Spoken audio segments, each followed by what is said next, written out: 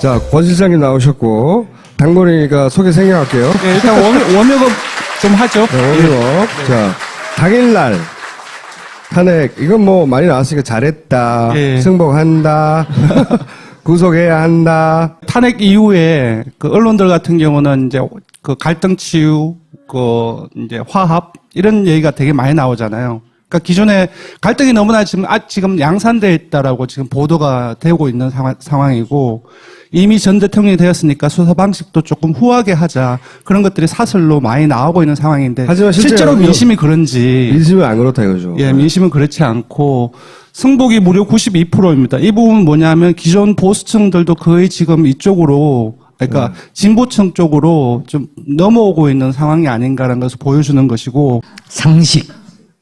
네, 진보와 보수의 문제가 아니라 네네. 상식과 비상식의 문제. 그렇게 볼 수도 있고, 네 이념 성향으로 이제 볼 수도 있고, 네 그렇습니다.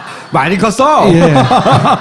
진행자 막 까고 예, 이제. 얘기는 뭐 상식과 비상식은 이제 선거의 프레임의 문제인 것 같아요. 근데 이렇게 볼 수도 있으니까. 저는 근데 검찰은 불구속 기소할 거라고 봐요. 네. 개인적으로는. 검찰이 구속 기소하는 것까지 감당할 정도로 저는 뭐 아니라고 봅니다. 저는 검찰에 가면 구속할 수 있다고 봐요. 과연 갈 수 있나가 문제지. 아프실 예정이라고 제가 계속 듣고 있는데. 유 변호사 있잖아요, 유 변호사. 그 양반이 오늘 집에 갔어요. 유영아? 네, 유영아. 네. 유영아 변호사가 굉장히 독특한 지혜예요. 생각해보세요. 맨 첫 번째로 검찰 수사 문제가 생겼을 때 제일 첫 번째로 문고리 3인방과도 친하다고 하는 그 사람이 딱 등장했죠. 그 다음에 언론에서 본 적 별로 없죠. 최근까지. 대통령 변호인단 뭐 헌재 어쩌고 할 때마다 한 번도 안 나왔어요. 그렇죠? 제일 가까운 사람인데. 그런데 오늘 집에 갔다 왔어요. 그러니까 저는 당연히 아프실 예정이었던 거라고 봤는데 제가 아프실 예정이라는 얘기를 오랫동안 많이 했거든요. 그 양반이 거기 갔다는 건 저는 전략의 수정이 있다. 출석할 수 있다. 그 사람이 입장은 그렇게 내놨어요. 검찰에 나가겠다. 아니, 그 입장은 계속 나왔는데, 실제로. 그런 입장을 내놓고 이제 갑자기 뭐, 아프실 수 있잖아요. 갑자기 막, 응급실에 실려갈 수 있잖아요. 그렇죠? 그리고 나가려고 하는데 앞에서 지지자들이 가시면 안 됩니다. 그래서 못 가거나. 좀 야밤에 해야지. 보통. 앰뷸런스 타고 확 간다든가 뭐 이런. 그럴 수 있었는데, 아프실 예정이라는 얘기가 너무 많이 나왔어. 그래서 안 아프실 예정으로 바꾸는 시그널로 봅니다, 저는. 그 사람이 굳이 모든 언론이 다 있는데 거기까지 갈 이유가 없는데 굳이 갔다는 건 전략의 변경이 있지 않나. 그래서 지금 조기 대선 전국으로 이제 본격화됐는데 이제 대선 쟁점하고 이제 선거 프레임에 관련해서 조금 보겠습니다. 오늘 불출마를 선언했는데 반대가 72%고요.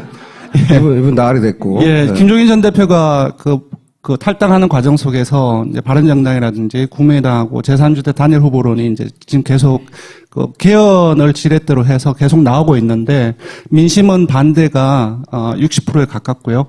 그래서 실질적으로 크게 반향을 일으키지 못하지 않을까라는 생각입니다. 그리고 지금 크게 주요하게 두 가지 흐름이 있는 것 같아요. 하나는 이제 청산과 통합의 두 가지 흐름인데 아시겠다시피 야권에서는 통합은 우리 안희정 지사이고 그리고 청산 또는 개혁은 이재명 시장을 비롯한 문재인 전 대표 이 두 분인데 사실상 조사를 이거는 이제 한겨레 요번 파파이스를 위해서 세문항을 조사를 했습니다. 예. 그래서 61대 34로 해서 사실상 청산과 개혁에 손을 많이 들어준 상황이고요. 그렇다고 한다면 중점 청산 개혁 부분이 뭔지를 물어봤더니 역시 정치 개혁이 많이 나왔습니다. 검찰 개혁, 재벌 개혁이 3대 개혁이고 여기서 정치 개혁이라고 한다면은 제가 봤을 때는 개헌이라기보다는 대통령을 비롯한 그 정치인들의 기득권 문제 이 부분들을 얘기하지 않나 싶고요. 그리고 마지막으로 국민 통합을 한다고 했을 때 어떻게 해야 되는지 여러 가지 논란이 있는데요.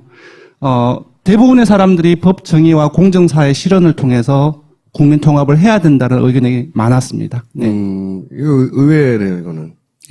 그러니까 때려잡아서 통합을 해야 한다는 거예요. 적폐청산을 제대로 해야 통합이 가능하다. 뭐 이런 예, 얘기. 단순히 이제 화해와 그런 부분들이 있을 수 없고 그런 정의로운 나라를 실현하는 과정 속에서 화합이 된다라는 그런 취지였던 것 같은데 민심도 이렇게 좀 조응하는 저기는 결과가 잘못 읽으면 정의사회 구현 뭐 이렇게 네, 그렇습니다. 네. 지금 흐름들을 본다고 한다면은 야권에 대해서는 되게 유리한 흐름으로 가고 있지 않느라는 생각이 들고요.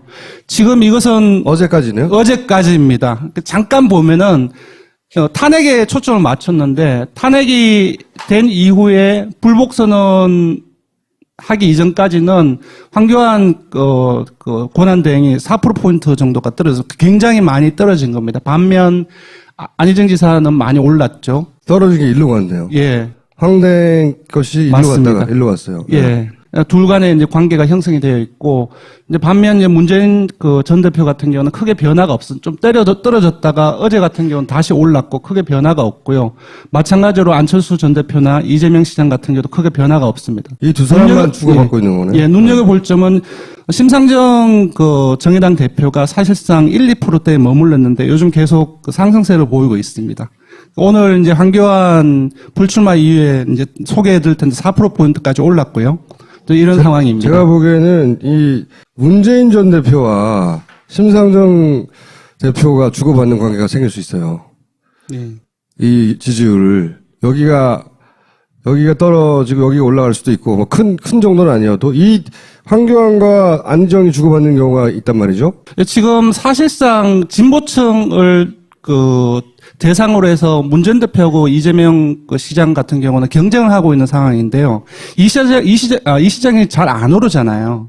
그 이유는 지지층의 성격이라든지 너무나 비슷해서 문재인 전 대표가 이 시장을 누르고 있는 형세가 지금 지속되고 있다고 봅니다. 그리고 사실상 심상정 대표하고 문 전 대표의 관계도 이 시장과의 관계가 좀 비슷하긴 하지만 지금 앞에서 여러 가지 어떤 이슈라든지 그 흐름들 봤지만 야권에 되게 유리한 어떤 이슈라든지 쟁점들이 지속되고 있는 과정 속에서 이 둘 간의 관계도 사실상 지금은 이제 폭이 확대되니까 심상정 의원도 그 대표도 높아지고 있는 것 같습니다. 하지만 기본적으로는 이 둘 간의 관계처럼 문재인 전 대표하고 심상정 대표 또한 서로의 어떤 대립적인 관계에 있다고 볼 수 있습니다. 오늘 수치를 좀 금방 나왔는데 좀 놀라운 결과입니다. 사실상 저는 황교안 빠지고 나서 아니면 황교안 빠지고 나서.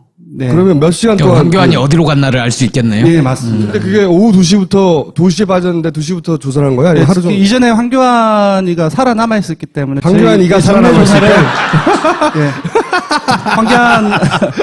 황대행이 살아남아 있었기 때문에 정례 조사는 넣어서 다 진행을 한 거죠. 다 폐기 처분을 해버렸습니다. 탄핵 인용처럼 황교안 불출마 이것도 국민적인 관심이 집중된 이슈였기 때문에 네, 결과가 아마 어때요? 거의 다 알고 있는 상태에서 응답을 했지 않나 싶습니다. 네. 결과가 문재인 전 대표가 지금 여기 보시면 35.1%지 않습니까? 37.1%까지 올랐습니다. 역시 안희정 지사도 한 2.1%포인트 올라서 16.8이 나왔고요. 그 안철수 전 대표도 한 1%포인트 올라서 12%. 네. 그리고 이재명 시장도 한 1.3%포인트 올라서 10.3%. 홍준표 예, 경남지사가 얼마나 받아왔어요? 네. 기억하시지만 3%대에서 좀 높아져서 이제 기존까지 3%대 왔다 갔다 했는데 7.1%까지 올랐습니다. 그래서 유승민 바른정당 의원이 4.8%. 이분 또한 요즘에 한 2, 3% 왔다 갔다 했는데. 홍준표가 많이 예. 받았네요. 홍준표 도지사가. 심상정 정의당 대표는 4.1% 개인 최고치입니다. 황교안 대행의 지지층의 성격을 보면 거의 보수층이 대부분입니다. 그래서 일반적으로 보면은 그냥 홍준표 지사라든지 유승민 의원한테 대부분이 갈 거라고 생각하지만 그렇지 않았어요. 아까도 맞아요. 보시다시피 황교안 대행하고 안 지사의 대립관계, 여야의 관계에 나눠져 있음에도 이렇게 움직였잖아요. 그리고 탄핵이 됐어요. 그리고 3월 12일 날 사실상의 불복 선언을 한 거나 마찬가지죠. 또 이러한 어떤 흐름들이 계속되는 과정 속에서 기존의 보수 여권을 지지했던 사람들도 이제는 황교안 대행이 불출마 선언하는 순간 이번 대선 좀 힘들지 않겠나라는 생각이 들고 그분들 나름대로 합리적인 선택을 했다고 봅니다. 저는 차악으로 표현을 하는데 합리적인 선택의 결과가 그래도 차악인 안희정 또는 다른 사람들한테 보수층의 얼마 차악인 갔다고 거예요, 생각이 보수층의. 됩니다. 네, 보수층 입장에서 봤을 때. 네. 그래서 반 정도는 그 홍 지사를 비롯해서 여권 후보들한테 갔고 반보다 조금 더 아까 계산해 보니까 조금 더 야권 후보들한테 갔어요. 검찰 수사가 시작되면 야권에 올라가고 부여권이 떨어질 거라고 보시는 거고. 네, 맞습니다. 경선 과정은 결국 야권을 끌어올릴 거라고 보시는 거고 노출도가 많아지고. 사실상 민주당 경선 자체가 본선이라고 생각을 하고 있는 것 같고 이제 계속 그 토론회도 지속되고 경선 과정 속에서 다른 한국자유당이라든지 자유한국당이라든지 다른 그 정당보다는 훨씬 더 국민적인 관심을 모을 수밖에 없기 때문에 주요 요인이 된다고 생각합니다. 2007년을 기억하시는지 모르겠는데 2007년 한나라당의 그 이명박 나왔을 때 민주당 주변 그 야당의 꼴하고 굉장히 비슷해요. 그때 이 난리가 났었거든요. 당이 막 붙었다가 떨어졌다가 몇 개 만들어졌다가 막 구도는 그렇게 보이지만 실제 560만 표가 나는 일은 없을 거예요. 민주당 후보와 네. 격차가 그렇게 크진 않을 것이다. 그렇게 크게 나지 않을 거예요. 이와간 지금 현재 대선 후보 민주당 대선 후보 경선 판도가 어떠냐? 예, 지금 보시면 이제 그 3월 2, 3일 조사하고 일주일 단위로 저희 탄핵 인용 직전에 팔구를 했었고요. 네. 저희 탄핵 인용이 됐을 때 바로 이후에 당일날 조사를 했습니다. 경선에 나는 참여하겠습니다 하는 사람들의 표고. 문 전 대표가 조금씩 그 하락을 하고 반면 안 지사가 조금씩 높아지고 주목할 것은 이재명 시장이 거의 다 따라왔습니다. 많이 차이를 보이다가. 근데 이게 네. 여기 저는 함정이 있다고 봐요. 이 경선 참여 의향층이라는 게 민주당 지지자들이 아닌 혹시 맞습니다. 당신은 경선에 참여하겠습니까? 민주당 지지하지는 않지만 네. 하는 사람들인데 이 사람들은 나는 그렇게 많이 참여하지 않을 거라고 봐요. 예, 저희 실문 문항은 조금 강화를 해서 자원해서 민주당 선거인단 등록을 하시겠습니까? 이렇게 물었는데요.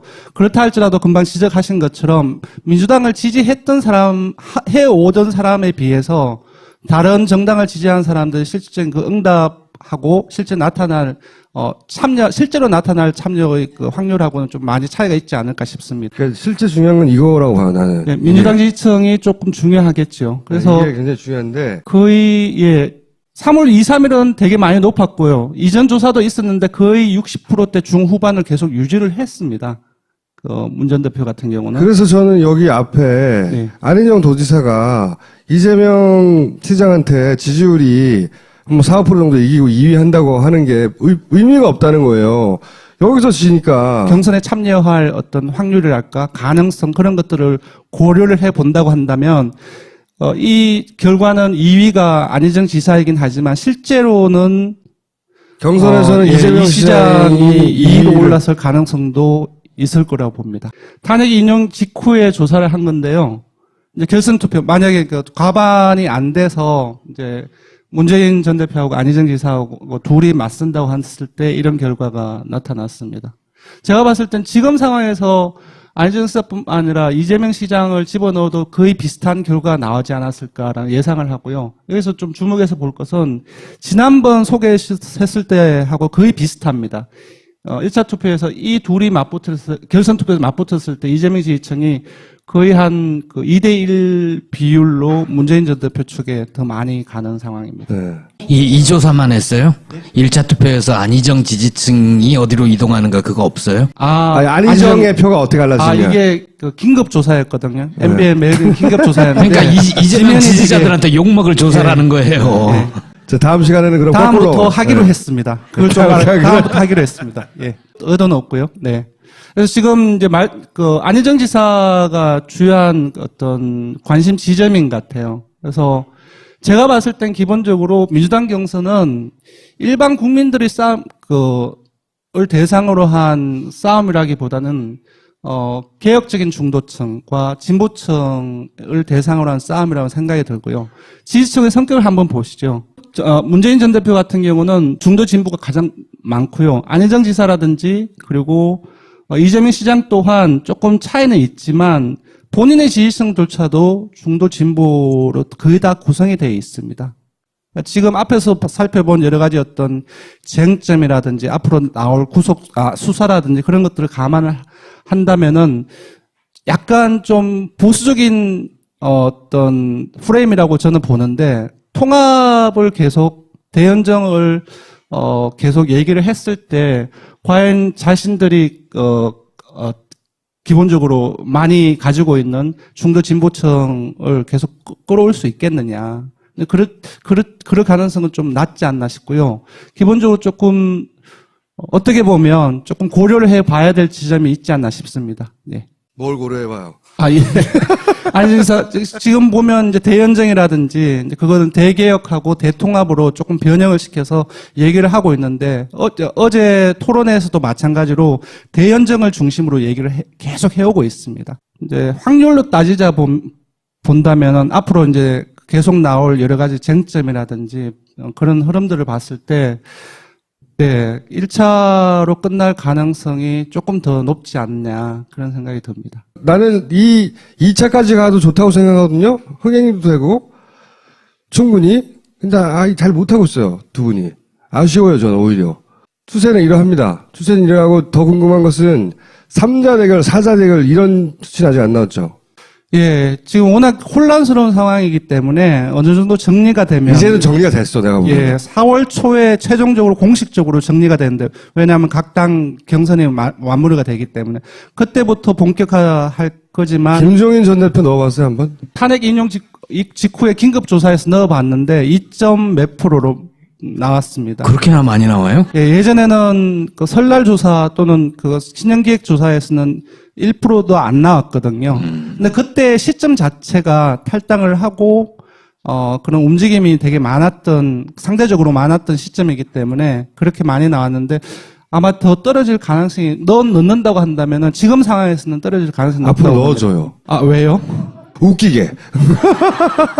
그래서 본선으로 가면 이제 지금 거의 보면 이제 민주당 후보와 안철수 후보의 본선 경쟁이 거의 기정사실화 되지 않았나 싶고요. 이제 이렇게 된다고 했을 때 본선으로 간다고 한다면은 그 안 전 대표가 지지율이 높아질 수밖에 없습니다. 그렇죠. 지금 이제 민주당 후보에 또 몰렸던 여권 지지층들이 그 홍준표 도지사의 지지율로 좀 높아질 거예요 아마. 예. 그래서 예전에 저희들이 이제 안 전 대표하고 문 전 대표 가상 대결을 벌여보면은 뭐 되게 많이 차이가 났는데 분명히 이제 본선 구도로 들어가면 되게 많이 좁혀질 것이고 제 생각에는 근데 양자 대결일 때 그런 거죠. 네. 제가 보기에는 문재인, 안철수 양자 대결을 안철수는 원해요.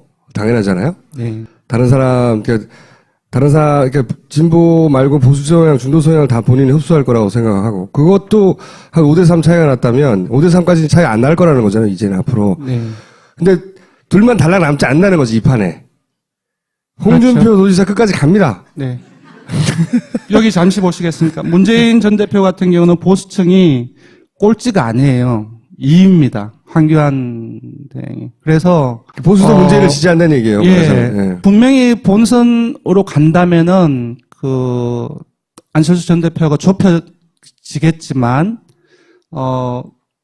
제가 봤을 때는 그렇게 보수층도 완전히 그냥 안철수 전 대표 쪽으로 이동은 하지 않을 거라고 봅니다. 홍준표 7%까지 나왔다고 그랬잖아요. 맞습니다. 예. 7% 나온 걸 확인하고 나면 보수층이 마음 줄 곳이 없어서 황교안 그까지는 안 가도 그 밑에까지는. 네. 그러니까 안철수 전 대표보다는 높아질 가능성이 높아요. 그거는 좀 봐야 될 것 같습니다. 홍준표를 너무 무시하시네. 무시하는 것이 아니라 네. 기본적으로 홍준표 지사가 던지는 그 메시지 자체가 기본적으로 이제 합리적인 보수라기보다는 좀 보수 쪽에서도 아주 강성이지 않습니까? 그렇죠. 그러니까 지지층의 폭도를 보수층 내에서도 저는 넓히기가 10%까지는 상당히 간다고 좀 10%까지. 어려운 메시지가 되게 많이 나오고 있고 그런 것들을 봤을 때 10%포인트로 훨씬 넘어서 15% 간다든지 이렇게 되기는 좀 어려운 점이 있지 않을까라는 생각이 10%까지는 들고요. 충분히 간다고 봐요. 그렇다고 10%까지 간다고 한다면 안철수 전 대표도 가만히 있지 않을 거니까 홍준표가 3등까지는 간다고 봅니다. 내기할까요? 내기하죠. 예. 안티도 엄청 강해요. 네. 한교안 대행에 대해서 반대가 이만큼 강한 것처럼 네. 홍 도지사도 안티가 워낙 강해가지고 되기는 어려워요. 하지만 팬덤을 만드는 부분이 있어요. 그 사람도. 네. 그 정도. 포기할 수 없는 만큼의 지지율. 그러니까 오늘 잠시 봤는데 그 문재인 전 대표의 대구 경북 지지율이 다시 1위로 올랐습니다. 무주공산이 됐으니까. 예. 저 홍 지사하고는 차이가 많이 나요. 물론 좁혀지고 간혹 가다가 홍 지사가 TK에서 1위가 될 수는 있을 것 같아요. 보수청에서도 비호감이 높아요. 근데 또. 그러니까 홍 바로 도지사는. 그겁니다. 보수청에서도 비호감이 높다는 것은 개혁적인 보수청에서도 지지층 확대에 어려움을 겪는다는 말이기 때문에 쉽게 15% 이렇게 높아진다거나 그러기는 어렵다는 거죠. 자, 오늘 여기까지 하겠습니다. 감사합니다. 적으로는 검찰이 구속 기소하는 것까지 감당할 정도로 저는 뭐 아니라고 봅니다. 저는 검찰에 가면 구속할 수 있다고 봐요. 과연 갈 수 있나가 문제지. 아프실 예정이라고 제가 계속 듣고 있는데 그 유 변호사 있잖아요. 유 변호사. 그 양반이 오늘 집에 갔어요. 유영아? 네, 유영아. 유영아 변호사가 굉장히 독특한 지혜예요. 생각해보세요.